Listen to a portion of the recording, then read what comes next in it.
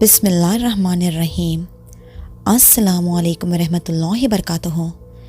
میری آج کی کہانی ایک ایسی لڑکی کی آپ بیتی ہے جو زبردستی محبت کے حصول کے لیے کوشاں تھی۔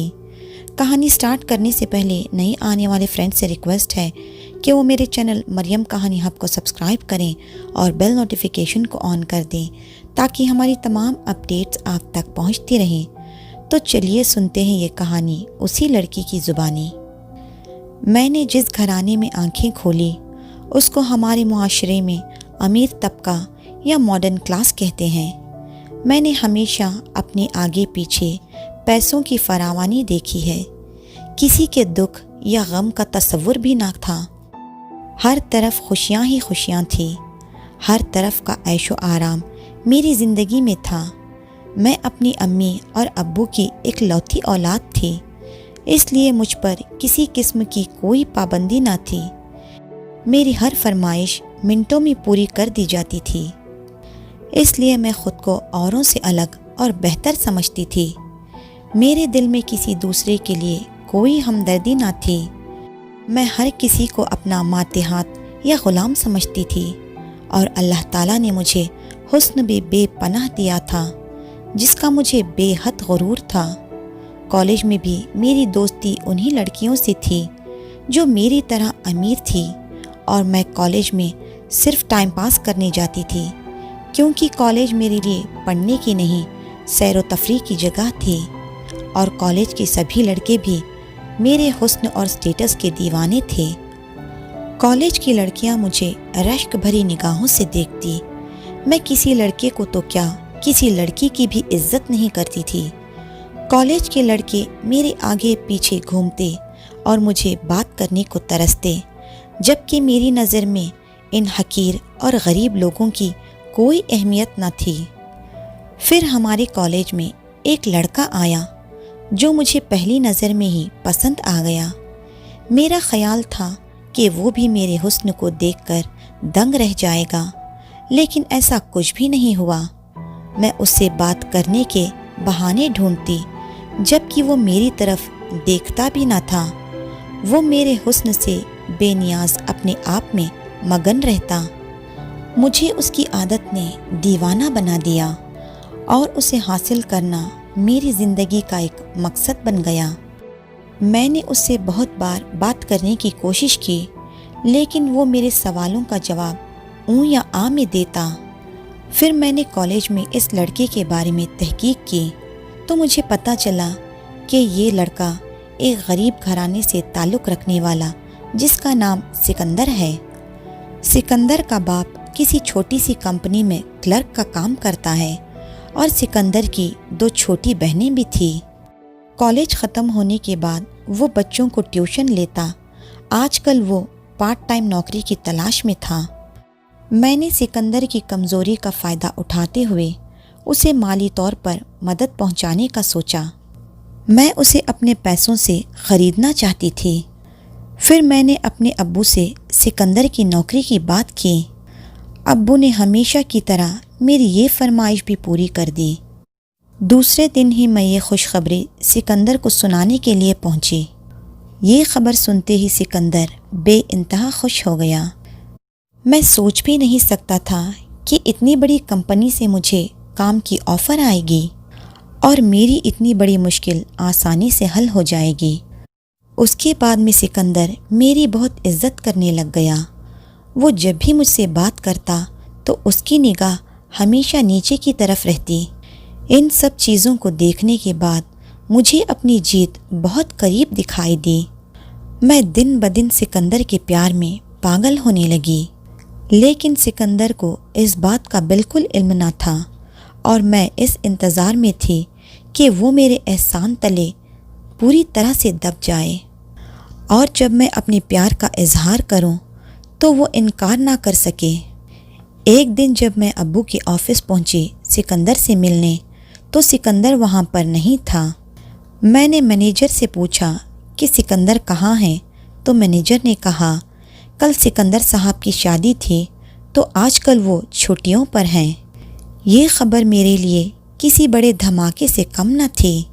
میں یہ بات کبھی خواب میں بھی نہیں سوچ سکتی تھی کہ سکندر میرے علاوہ کسی اور کا ہو جائے گا۔ یہ بات میرے دماغ سے بالکل نکل ہی نہیں رہی تھی۔ مجھے جھٹکا سا لگا تھا اور میری حالت بالکل ایک دیوانے سے کم نہ تھی۔ سکندر کو حاصل کرنا اب میرا جنون بن چکا تھا۔ میں کسی بھی حال سکندر کو کھونا نہیں چاہتی تھی۔ میں اس کی محبت میں اتنا آگے جا چکی تھی کہ اب پیچھے مڑنا ناممکن تھا۔ میں اس کی بیوی سے مل کر یہ دیکھنا چاہتی تھی کہ وہ کیا مجھ سے زیادہ خوبصورت ہے۔ پھر ایک دن میں بنا بتائے سکندر کے گھر پہنچی۔ وہ ایک بہت پرانا سا مکان تھا جس میں میرا دم گھٹ رہا تھا۔ پھر سکندر نے اپنی بیوی سے ملوایا جس کا نام نسرین تھا اور وہ سکندر کی چچا زاد کزن تھی۔ وہ دکھنے میں ایک عام سی لڑکی تھی۔ مجھے تو اس میں ایسی کوئی خاص بات نظر نہ آئی جس کی وجہ سے سکندر جیسے خوبصورت نوجوان کی وہ بیوی کہلائے۔ سکندر اور اس کی بیوی مجھ سے بہت عزت اور محبت سے پیش آئے، لیکن مجھے نسرین کو دیکھتے ہوئے بہت نفرت محسوس ہو رہی تھی۔ اس لیے سکندر کے لاکھ کہنے پر بھی میں سکندر کے گھر سے بنا کچھ کھائے پیے وہاں سے لوٹ آئی۔ سارے راستے میں نسرین اور سکندر کے بارے میں ہی سوچتی رہی۔ میں جتنا سوچتی اتنی ہی نفرت میرے دل میں نسرین کے لیے پیدا ہوتی۔ اسی دوران راستے کے کنارے پر لگے ایک بورڈ پر میری نظر پڑی جس پر لکھا تھا، آپ کے ہر مسئلے کا حل ہمارے پاس ہے۔ میں نے وہیں گاڑی روک دی اور دروازے سے اندر داخل ہو گئی۔ جب میں اندر داخل ہوئی تو دیکھا کمرے کے کونے میں کالے کپڑوں میں ملبوس ایک عورت بیٹھی ہوئی ہے جو شکل و صورت سے کافی ادھیڑ عمر کی لگ رہی تھی۔ اس کے گلے میں مختلف قسم کی رنگین مالائیں تھیں۔ اس کے آگے پیچھے کافی لوگ جمع ہوئے تھے۔ مجھے دیکھتے ہی اس عورت نے وہاں پر کھڑے لوگوں کو ہاتھ کے اشارے سے جانے کے لیے کہا۔ میں نے تفصیل سے اپنے اور سکندر کے بارے میں اس عورت کو بتایا اور نسرین کے بارے میں بھی بتایا، اور یہ بھی کہا کہ میں سکندر کو حاصل کرنے کے لیے کسی بھی حد تک جا سکتی ہوں۔ اس نے میری بات غور سے سنی اور دوسرے دن مجھے آنے کو کہا، اور اس عورت نے مجھے یہ یقین دلایا کہ بہت جلد سکندر تمہارا ہوگا۔ مجھے اس عورت کی باتوں میں سچائی نظر آ رہی تھی۔ اس عورت سے بات کر کے مجھے ایسا یقین آ گیا کہ مجھے اب لگنے لگا کہ اب سکندر بہت جلد میرا ہونے والا ہے۔ اس رات میں اطمینان ہو کر سو گئی اور دوسرے دن مقرر وقت پر اس عورت کے پاس پہنچ گئی۔ آج وہ عورت کمرے میں اکیلی بیٹھی تھی۔ کچھ دیر تک وہ آنکھیں بند کر کے بیٹھی ہوئی تھی۔ آنکھیں کھول کے کچھ دیر کے بعد مسکراتے ہوئے مجھ سے مخاطب ہوئی۔ اس نے مجھ سے سکندر کی بیوی کی ایک تصویر اور ایک جوڑا کپڑے سلوار قمیض لانے کو کہا، اور اس نے کہا یہ عمل بہت مشکل ہے اور تم راضی ہو تو یہ عمل ہو سکتا ہے۔ اگلے 6 مہینے بعد چاند کی 14ویں تاریخ کو 4 دن یہ عمل مسلسل کرنا ہوگا، اور عمل کرنے کے لیے شوروں سے دور ایک ویران جگہ پر جانا ہوگا۔ اس عمل کو کرنے کی قیمت 1 لاکھ روپے ہوگی، لیکن اس عمل کے بعد سکندر کی زندگی صرف اور صرف تمہاری ہوگی۔ اگر تمہیں منظور ہو تو اگلی بار پیسے لیتی آنا۔ میرے لیے 1 لاکھ روپے کی تو کوئی اہمیت نہ تھی، لیکن فکر مجھے اس بات کی تھی کہ 4 دن کے لیے میں اپنے ابو سے کیا کہوں گی، اور دوسرا مسئلہ میرے لیے سکندر کی ایک تصویر، نسرین کی ایک تصویر اور اس کا جوڑا تھا۔ سکندر کی تصویر میں کیسے بھی حاصل کر لوں گی، لیکن مشکل نسرین کی تصویر اور اس کے جوڑے کی ہے۔ اس عورت کی بات سن کر میں خاموش لوٹ آئی۔ میری سمجھ میں کچھ نہیں آ رہا تھا کہ مجھے کیا کرنا چاہیے، اس لیے میں اس عورت کے پاس دوبارہ نہیں گئی۔ سکندر کا سوچ کر اور اسے حاصل کرنے کی تمنا میرے دل میں بڑھتی ہی جا رہی تھی۔ اس کی یاد مجھے دن رات بہت تڑپاتی۔ وقت کے ساتھ میری دیوانگی جنون میں تبدیل ہونے لگی۔ خیر، وقت کو تو گزرنا ہوتا ہے اور وہ گزرتا گیا۔ پھر ایسے ہی 1 سال گزر گیا اور ایک بات سامنے آئی جس کی وجہ سے میرے اندر تباہی مچ گئی۔ میں نے سنا کہ نسرین نے ایک بیٹی کو جنم دیا ہے۔ اب تو میں واقعی میں نسرین کو سکندر کی زندگی سے نکال کر دور پھینکنا چاہتی تھی۔ میں اس کی بیٹی کی پیدائش کے بہانے سے ان کے گھر گئی، ان سے شادی کی تصویریں دیکھنے کی فرمائش کی۔ سکندر فوراً شادی کا البم لے آیا۔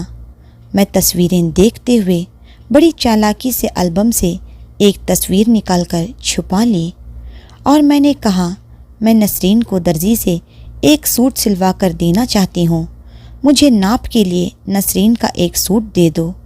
پہلے سکندر منع کرتا رہا، پھر میرے اصرار کرنے پر نسرین کا ایک جوڑا مجھے دے دیا۔ ان چیزوں کو لے کر میں اس کامل عورت کے پاس پہنچی۔ وہ مجھے دیکھتے ہی سمجھ گئی میں کس کام کے لیے اس کے پاس آئی ہوں۔ وہ مجھے دیکھ کر کہنے لگی، میں نے سمجھا کہ تم نے اپنا ارادہ تبدیل کر لیا ہے، کیونکہ اس بات کو کیے ہوئے 1 سال گزر گیا ہے۔ میں نے کہا، تم میرا کام جتنی جلدی ہو سکے کر دو، میں اور اب نسرین کو برداشت نہیں کر سکتی۔ میری بات سن کر اس نے مجھے اگلے دن 8 بجے کا وقت دیا تھا۔ وہ ساری رات میں نے بے چینی میں کروٹیں لیتے ہوئے گزاری۔ دوسرے دن میں ابو سے دوست کی شادی کا بہانہ شرکت کرتے ہوئے اس عورت کے پاس پہنچی۔ مجھ سے اس نے پیسے لیے اور پیسے لینے کے بعد اس نے کچھ سامان اکٹھا کیا اور 2 لوگوں کے ساتھ ہم لوگ روانہ ہوئے۔ ہم لوگ دوسرے جگہ پہنچے۔ وہ جگہ آبادی سے کافی دور تھی اور سنسان جگہ تھی۔ وہاں پر اپنی گاڑی روک دی۔ اس جگہ کے قریب ایک جھونپڑی بنی ہوئی تھی۔ اس جھونپڑی میں اس عورت نے سارا انتظام پہلے سے ہی کر رکھا تھا۔ پھر وہ 2 آدمی جو ہمارے ساتھ میں آئے تھے وہ کہیں اور چلے گئے اور میں اور وہ عورت دونوں ہم جھونپڑی میں داخل ہوئے۔ اس جھونپڑی میں پہلے سے ہی کچھ چیزیں موجود تھیں، جیسے چادر، لانٹین وغیرہ۔ اس کو دیکھ کر ایسا محسوس ہوا کہ یہاں پر پہلے سے ہی کوئی اور رہتا ہو۔ اب رات کے 12 بج گئے۔ تب اس عورت نے آنکھیں بند کر کے کچھ پڑھنا شروع کیا۔ رات کے 12 بجے سے لے کر صبح 4 بجے تک وہ عورت کچھ پڑھتی رہی اور میں بس اس کا منہ تاکتی رہی۔ اس نے مجھ سے کہا کہ جب میں پڑھتی رہوں تو تم بیچ میں کچھ مت کہنا۔ صبح کے 4 بجے اس عورت نے پڑھنا بند کیا اور تیز دھار والے خنجر کو نکالا اور نسرین کی تصویر کو درمیان سے کاٹ دیا۔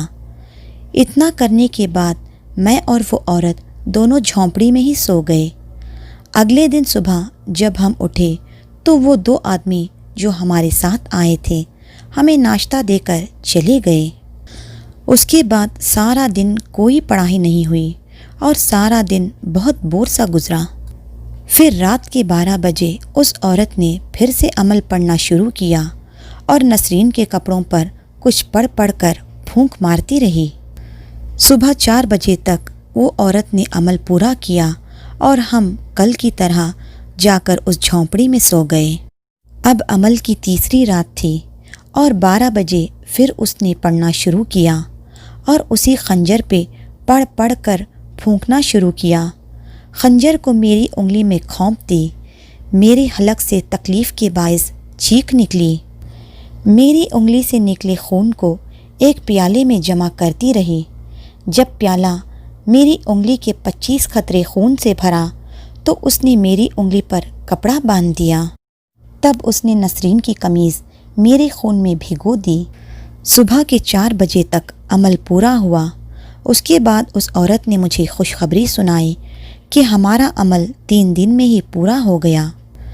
اب ہمیں یہاں سے فوراً نکلنا ہوگا اور نسرین کی قمیض کو کسی پرانی قبر میں دفنانا ہوگا۔ اب سکندر صرف تمہارا اور تمہارا ہوگا۔ نسرین کی قمیض کو قبرستان میں دفنانے کے بعد وہاں سے ہم لوگ واپس آ گئے۔ مجھے ایسا محسوس ہو رہا تھا کہ میری زندگی کی آج سب سے بڑی جیت ہو رہی ہو۔ مجھے ساری دنیا اپنے قبضے میں محسوس ہوتی دکھائی دے رہی تھی۔ میں پرسکون ہو کر سو گئی۔ اگلے دن صبح اٹھی، تیار ہو کر سیدھے آفس گئی تو وہاں مجھے پتہ چلا کہ آج سکندر آیا ہی نہیں۔ پھر میں نے گاڑی سکندر کے گھر کی طرف موڑ دی۔ وہاں پر دیکھتی ہوں کہ کافی لوگ سکندر کے گھر کے پاس جمع تھے۔ میرے پوچھنے پر پتہ چلا کہ سکندر کی بیوی کا انتقال ہو گیا ہے۔ کل رات ان کو زبردست دل کا دورہ پڑا اور وہ انتقال کر گئی۔ میں اسی رات اس کامل عورت کے پاس پہنچی اور یہ خوشخبری اس کو سنائی۔ اس کامل عورت نے مجھ سے کہا کہ اب تھوڑے ہی دنوں میں سکندر خود چل کر تمہارے پاس آئے گا۔ اس عورت کی بات واقعی میں سچ ثابت ہوئی اور کچھ ہی دنوں میں سکندر میرا دیوانہ ہو گیا۔ اب سکندر بھی مجھ سے ملنے کو بے چین رہتا۔ اب وہ مجھ سے شادی کرنے کے لیے منتیں کرنے لگا۔ میں دل ہی دل میں یہ بات سن کر بہت خوش ہوئی کہ میں کب سے اس انتظار میں تھی اور آخر کار ہماری شادی ہو گئی۔ شادی کو 4 سال گزر گئے، لیکن اللہ پاک نے اولاد کی نعمت سے محروم رکھا۔